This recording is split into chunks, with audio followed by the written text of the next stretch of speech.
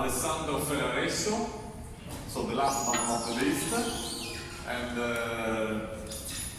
Thinkersoup. So you have to explain what it is. Absolutely. Okay. Thank you. Too complicated.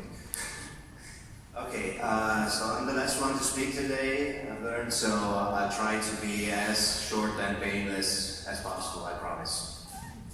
I'll start quickly by explaining, who we are, then I'll move to something a little more practical, and I'll try to show you through an example what our method is and what our values are.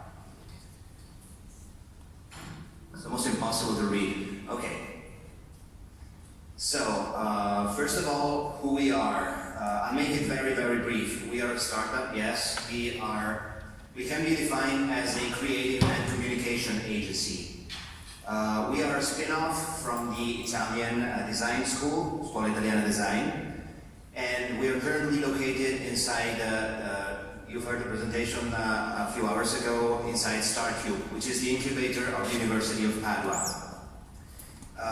Let me just say that being in an incubator is a thrilling experience.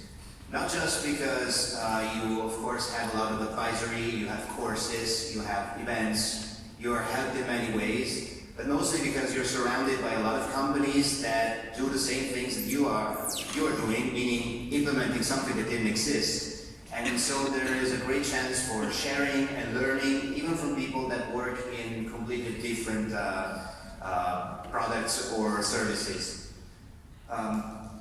What we do is being specialized in packaging design for the fruits and vegetable industry.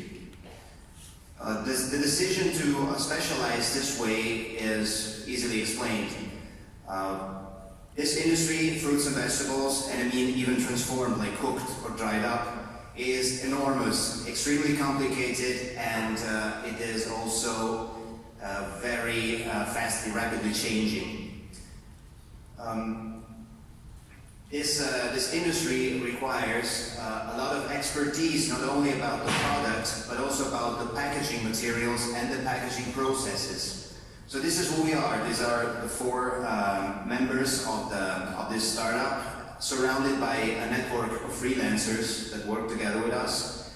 We are packaging experts, we are product experts, we're packaging process experts, and of course we are designers, we're communicators, and we are marketers. We work mostly abroad, but of course our presence in Italy is important. And I'll take this pitch to move on to the less boring stuff, which is a problem, a challenge that we're facing right now, that the industry and the market are facing right now. Like I wrote on this thing, I'll read it just, these are times of great turmoil for the packaging industry. You might have heard about that. It has a name, it is a material, actually a family of materials, which goes under the name of plastic. The problem with plastic is, of course, known to many. It is seen, and the world is growing more and more aware of the fact that it is a danger to the environment. Yet plastic isn't just a danger, it is, in fact, irreplaceable in many uses. Of course, we can reduce redundancy of plastic in packaging, but we can't take it away completely, at least not now, not with the knowledge we have.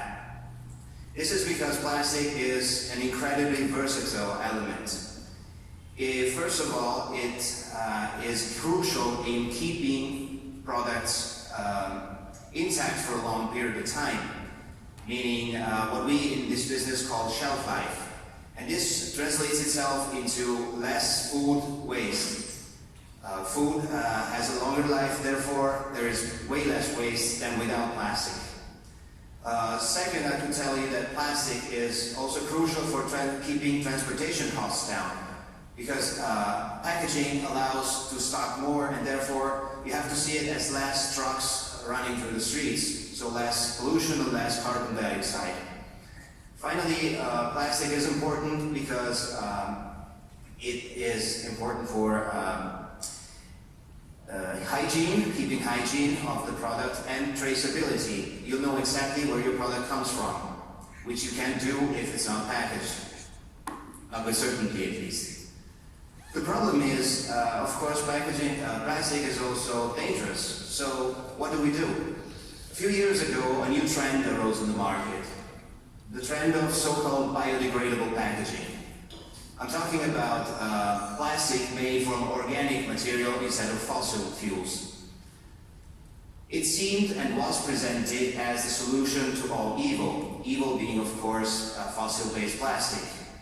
But there are actually a few issues about it that would lead us to reconsider that as a solution. First of all, it's more expensive, but price itself wouldn't be the problem. It also requires sensibly more energy and water to produce. On top of that, a larger problem is that it requires countless hectares of land taken away from farming and from the creation of food for humans and livestock. And that, of course, means using OMGs that are engineered to creating massive amounts of raw material to be used in the packaging industry. And that, of course, is hence the water consumption. Plus, the byproduct is not as good as the original thing. And that means, in fact, that you have to use more material. More material means more waste. Because be careful, when you talk about biodegradable plastic, there's always a process involving determinate facilities that are able to treat the product. There are very few materials that are biocombustible at home. So if biodegradable plastic isn't disposed in the right way, it'll behave exactly like regular plastic. And that means it will stay around forever, or pretty much forever. Finally, another problem, and you won't read that in many papers, you won't really hear it much around, but bioplastic contains a significant percentage of plastic, real plastic. And around 20%, but it depends, of course. Why? Well, it's pretty simple, because otherwise the molecular structure wouldn't hold, wouldn't be strong enough. So they actually put plastic into organic plastic. If that doesn't sound alarming enough, consider that the product of the composting process means creating new soil for fields. And that means we are dispersing microplastic particles into the land we use to grow our food, the water we drink, and the air we breathe. So just on top of that, I wanted to shortly explain why bioplastic is not a real solution. But this brings us to the next question. What do we do then? How we solve the problem? How we keep our land and our seas free from plastic or any other pollutants? This is where we come in. As a startup devoted to communication, we strongly believe in it. And when it comes to packaging, we believe that communication is key. We want to take plastic and any other packaging, in fact, because don't believe that paper has less a problem when it comes to disposal and recycling. We want to take these materials and transform them from a threat to the environment in actually an opportunity. We are trying to communicate as good as we can together with our clients, investing also in new technologies in order to create a better communication. The problem with communication today and customers is that it is really hard to find reliable information.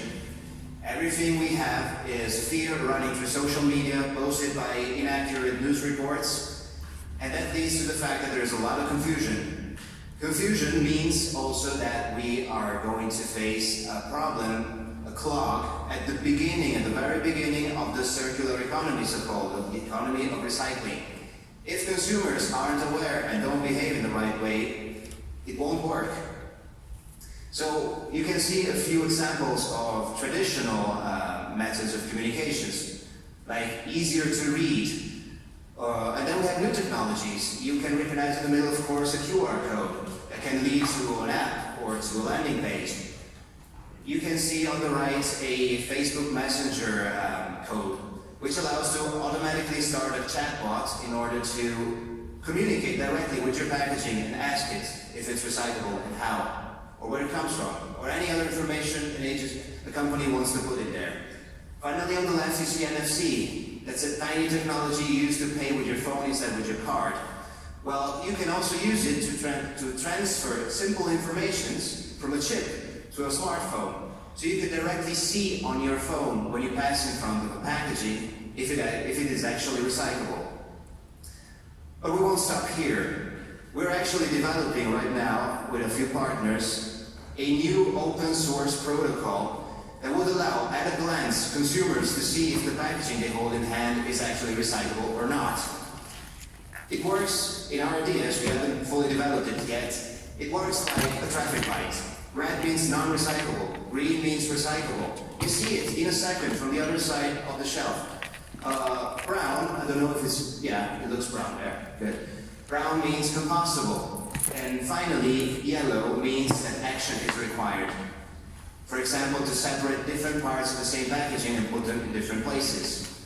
Now in this way, we would be able to empower consumers, give them the choice right there. And not only that, imagine the repercussions on the industry. Producers will stop lying to you, using recyclable materials like paper and plastic and putting them together to create a non-recyclable material that looks like paper, so it's fancy. The whole industry will be forced to move to different materials and to be a little more honest in their communication. And this is pretty much what we do, part of what we do at least. We are still a design company after all. And well, I think I am finished. I would like to thank you all for listening to this boring last piece of intervention. I would like to thank Strategy Innovation for having us here today. Thank you very much. And if you want to know a little more about us and what we do, please visit us anytime at Thinkersoup.com. Thank you.